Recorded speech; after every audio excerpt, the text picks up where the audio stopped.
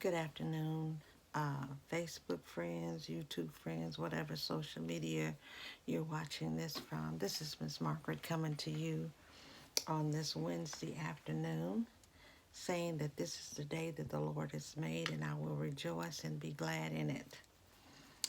Okay, I hope everyone is having a wonderful and blessed day, and I know that I am. I come on here today. This may be a long video. So it's probably going to end up on YouTube, hopefully. Hopefully I can get through this on some things that I want to kind of share with you that's on my heart, that's on my mind. Hopefully to encourage you, because that's what this platform, I try to use this platform to bring, just to kind of share with you how things that are on my mind that hopefully can bless you or encourage you. And so anyway, I want to come to you today and just kind of talk to you about some things that I have been researching and praying and studying the word and all of that, and just kind of sharing it with you. Now, I may not even share this. I want to, but it just depends. It probably have to be one, two, or three parts. I don't know.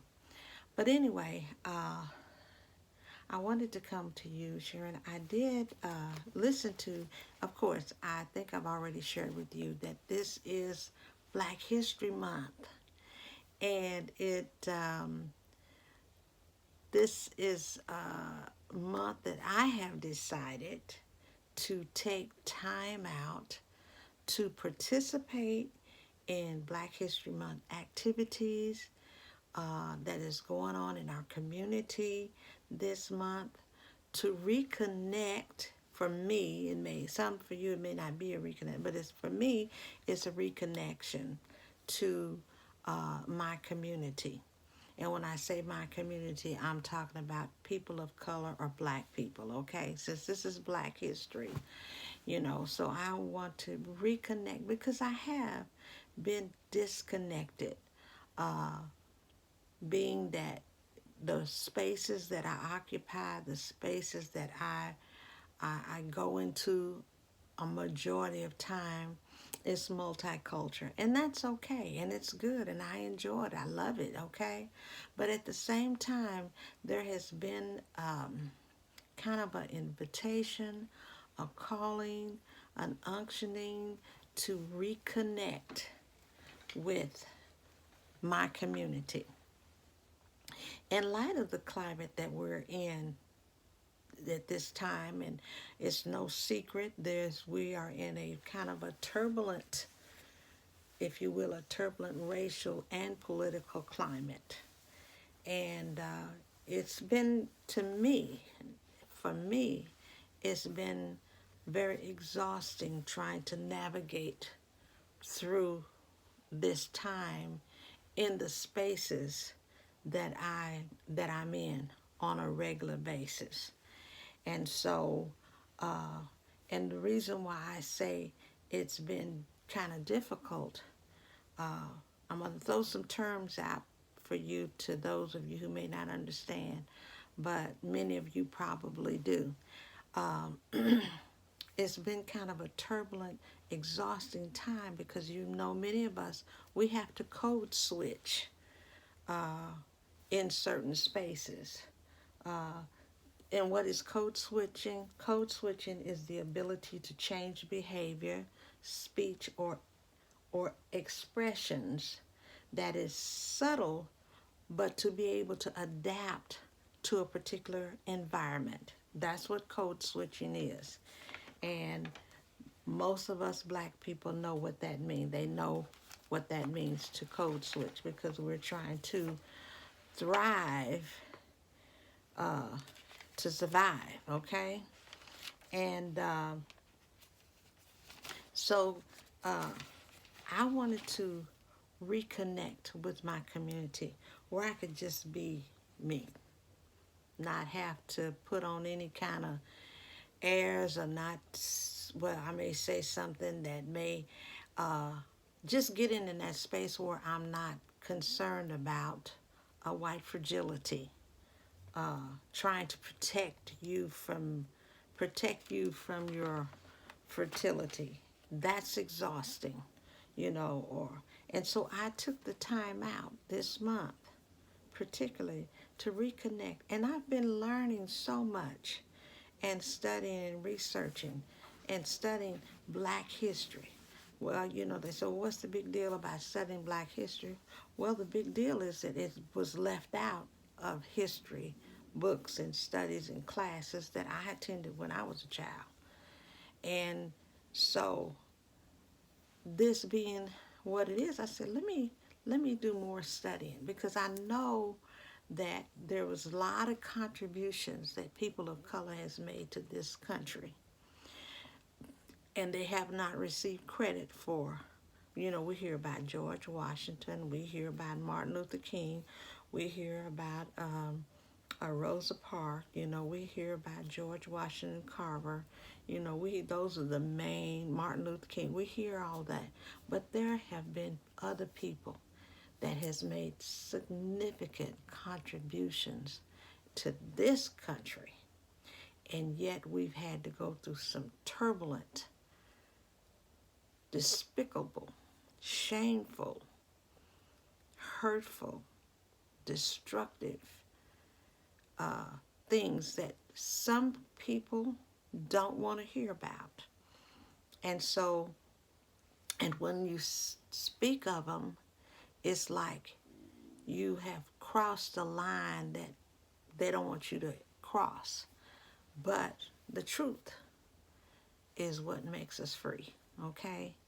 And so, and then I need to know the truth. I need to know my history. But not only that, I decided I wanted to go beyond Black history in America, but Black history in the world. And Black history is actually the beginning of humanity. Where did humanity begin? And Black folk, people of color, is all in that.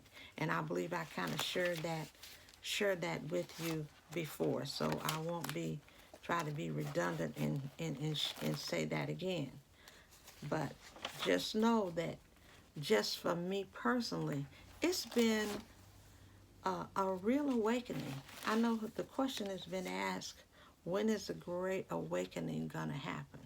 I believe I personally am in a great awakening, because to go back in the scriptures to the beginning of time and read where my people was in it, and we made contributions in the scriptures. We are in the scriptures, but it has been somewhat tainted, that it really wasn't told completely about that. Certain things was left out, certain things that has been changed, and to make you think that, oh, well, we weren't that significant, but we were. That's been a real awakening for me, and it's been very freeing. And as you know, knowledge empowers you. And when you are awake and you have knowledge, it's an empowering feeling. And so I'm thankful for that. I am so thankful for that God has shown me that. And today I was listening to some Bible teaching by Bishop Brian Keith Williams. Very outstanding man, a great man of God, prophet, and operates in the prophetic. And today he was teaching about, let me get my book. I've got so many notebooks. I've been taking notes all over. So if you see me looking through, I'm trying to get my notes together, so for certain specific things that I want to share with you. And one of the things that he was talking about today was this: what is the time that we live in? What is this year? How significant is this year? In the Hebrew calendar, the year 8570, that's what they're saying. This is the year of the mouth. 70 means the mouth, to declare, to speak out, to speak it out, the prophetic word of the Lord. But in our calendar in this country, it is 2020, which means it's the year of vision, or it has to do with the eyes. 2020 means you have clear vision. And I believe that for me, I'm seeing clear. I believe that God is unfolding, God is uncovering, God is exposing some truth that I need to know about the time that we're living in, and so the prophet represents the mouth. The prophet speaks it out, but the seer's anointing sees. They get a picture, a view, a glimpse of what God is saying or what's going on or what's happening, to get a glimpse, to have insight, to see. And it's all prophetic, but one is identified. Well, I guess in the Old Testament, they called the prophets basically seers. Can you see? What do you see? And there's so many scriptures to back it up, and it would take all day to do that, because I've been in this word and studying. This is like about 5 hours worth of just listening and reading and writing and taking notes. And I'm sharing some things from my notes, okay? Um, so when you hear, and I think this is where I'm at, when you hear, God has called me, he said, I want you to come here, take some time out. And it's like God invited me, come, I want to show you some things. I want to give you some information, some revelation on some things that you need to know concerning your life. Now, I don't know how God speaks to you, and many people, they take sabbaticals or vacations for rest and recreation and all of that. But there's a time when God says, I need you to pull to the side. Jesus stealed the way. Didn't he do it? And so God has kind of pulled me to the side uh, to reconnect with my roots, but also get a biblical, spiritual understanding of how my people fit into it. And some people say, well, now you're talking about a culture. No, I'm not. I think that it is connecting with roots. In the Bible, you remember all that begetting, and this one beget that one, and this one beget that one, and this one had sons, and this one beget that one, this one, and he lived so many years?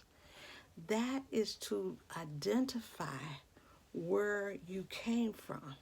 It's important. We talked about Jesus coming down from 42 generations. How did they know that? Because they were able to connect those pieces. And that's what kind of like, I didn't know, as people of color in this country, as Afro-Americans who were born and raised in this country, we have lost, that was taken from us. When we talk about Black history, we were kidnapped from our country. The language was stolen. Our name was stolen. Our identification was taken. Yes, we're connected to God, but how do we fit in the whole plan of God? And a lot of that has been left out, even from biblical scholars. Those are things that was left out and wasn't taught. And so you say culture shouldn't. Yeah, culture is very much a part of it's spiritual. It really is. And so God is showing me that and connecting. He says, I'm giving you what caused you. It was like, you see, God, there's something more here than what I'm getting. What is it? And so he said, take the time out. I'm inviting you to come in and to research and to say, come and let's reason together. Come. Ask me some questions and I'll show you. And so I've been kind of on this journey, on this venture of reconnecting again with my culture, with my roots, and hearing what the Lord is saying. And in that, God is showing me things and giving me discernment. And it's just really, really been a blessing. And in the climate that we have, that we're dealing with, it's taken a lot of prayer, much, much, much prayer. Uh, Praying for my people, praying for my community. Yeah, I'm praying for this nation, praying for our leaders. Can we cohabit the same space? I mean, we can, but what does that cost? I mean, how much do I have to assimilate? And I found myself in these spaces where uh, I found myself assimilating into in spaces just to be accepted, you know. And again, like I said, that's exhausting. And some people say, well, why do you say it's exhausting? There's a word for it, and I was so glad that I found out what that word meant. There's a word for it that's called racial, let me get the word right. Let me see. I got so many notes, but it's called, let me get to it. Racial battle fatigue. Racial battle fatigue.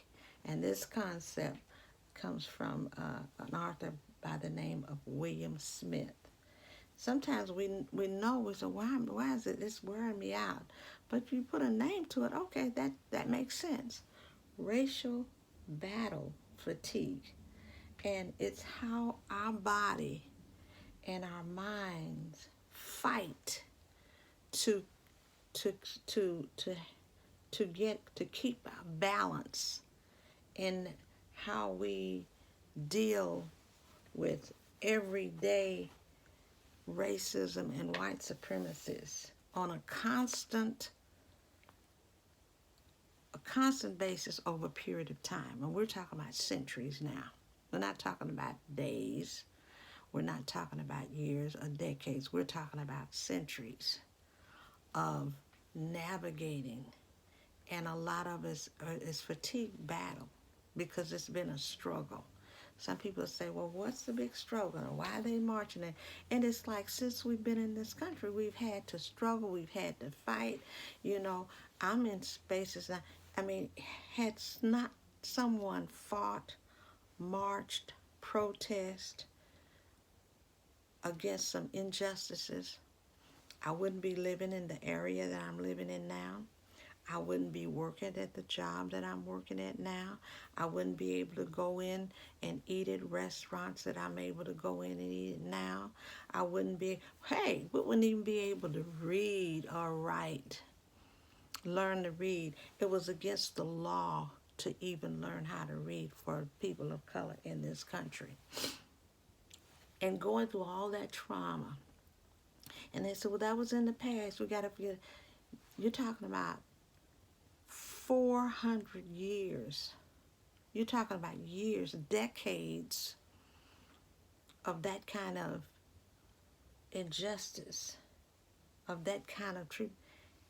And being able to survive, one thing about it, God said we're a residual people. And we have been able to survive it. But people gave their lives. They paid a heavy price. And it had not been for God, who was on our side, we wouldn't have made it this far. We wouldn't have made it this far. So when you say, what's the big deal? Why don't you move on? That was it. Everybody's trying to keep this racial thing going on because it is so subtle in this country. And that's exhausting. And we're tired of trying to even explain it to you. It is what it is. Particularly now, it's really prevalent. And that's what's wearing a lot of people out. It's, I won't say wearing us out, because have we have been a strong people to overcome. We've overcome by continued praying. One thing about it, we've been always been connected to the Spirit, to God. People say that America went over to Africa to take the gospel to Africa. No, the gospel was there. That's just what was told. But the gospel was there. It wasn't in the languages they used. They used a different language to express Yeshua or Jesus in God. But they've always been connected. How are you going to be in the beginning of the Bible, in the beginning of the scriptures, and you're not aware of who Jesus is? Okay? And that's an argument that many people want to have, but it's backed up by scriptures. So anyway, just studying all of this information has been enlightening. It has been an awakening. It's a freedom in that, because the Bible say the truth is what makes you free. What is that? And I thank God that I'm free at Him. My first connection is with Him. And I thank God for that. And I thank God for the people in the community of my people. And I want to connect with my roots and stay connected. I shouldn't have to opt for one or the other, okay? But trying to be accepted in this space or have to change my identity to fit in, that's a thing of the past. We have laws that's being passed now. There's a whole lot of things that's going on. We could go from subject to subject. But say, for instance, one thing, hair. They were able to pass a law that, especially in California, and I think it's going to be done in other places, that you can wear your hair a certain way. And you can't discriminate because of the way I wear my hair. My hair may not be long. It may not be straight. It may be kinky. It may be in dreads. And that's another term. Shouldn't even be using the word dread, because dread has a negative connotation to it. But the coils and the locks that people, women or men, want to wear in their hair, It's just those things like that, to be accepted into your space. We were talking about, we weren't talking about it, but I was doing the study and researching and listening to a video about white fragility. What is white fragility? Is where there are certain place where you don't want to make certain people or white people uncomfortable. And when I say white people, it is what it is. Black people, white people, red people, yellow people, brown people, Caucasians, European people, I'll put it that way, that feel uncomfortable when you bring up certain things that has to do with ethnic culture.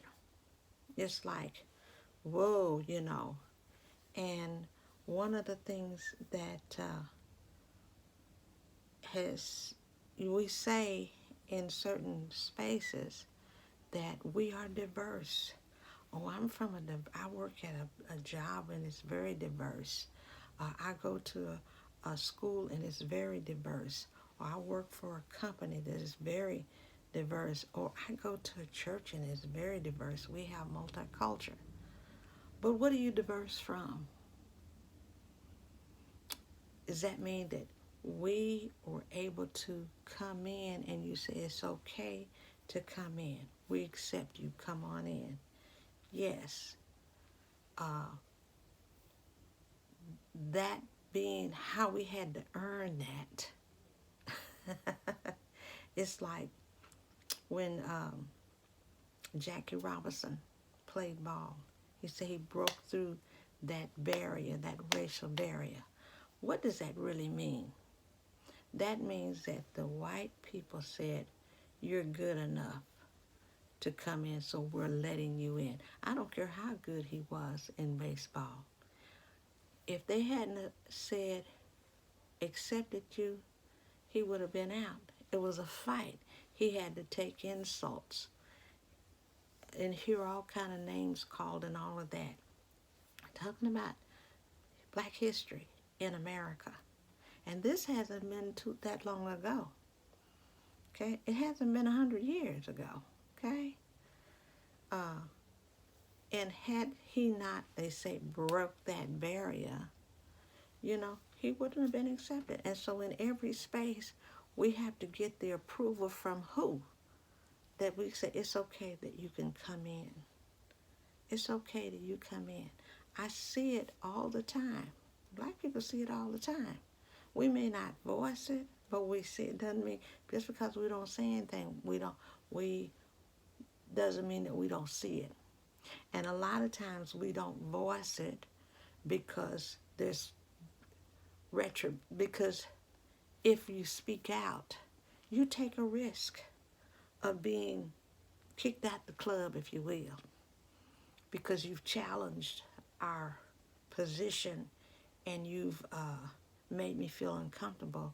So, they have a way many people have experienced it, just kind of ignoring you. We're going to ignore you. We're not going to engage in a conversation about anything. And then we wonder, where's the compassion?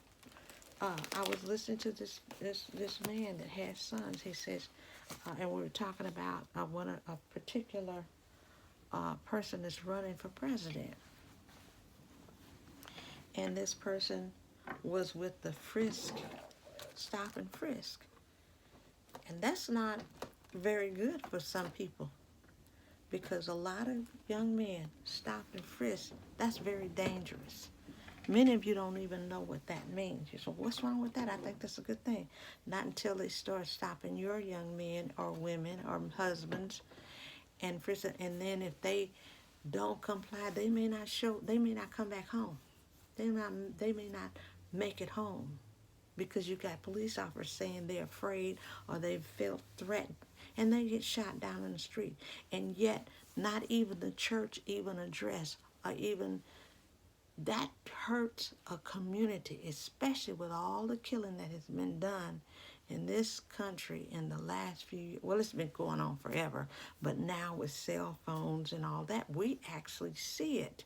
And the people that's doing this getting away with it. That's even worse. That's pouring salt into the wound. And you wonder why we're having attitudes and we feel a certain kind of way when you say stuff about carrying guns. Well, black people could carry guns too. However, nobody who wants to resort to carrying guns, but we just seen so much killing. Well, they say, well, you've killed up your own neighborhood, and that's true. But I think police was just killed more of us than we've killed ourselves. You got more people who've died by police officers. I can't even hardly give you. I can't give you the statistics on it, but it's enormous. It shouldn't be. And now our people are somewhat police. There's a history even about policemen, because back in slavery, that's when they start getting policemen to haul in slaves to keep them from running off. Because slaves, they didn't want to stay on the plantation. They ran off, so they hired dogs and police officers. That was back in slavery time.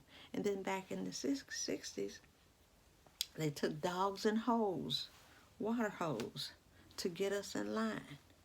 So this climate has been it's intense.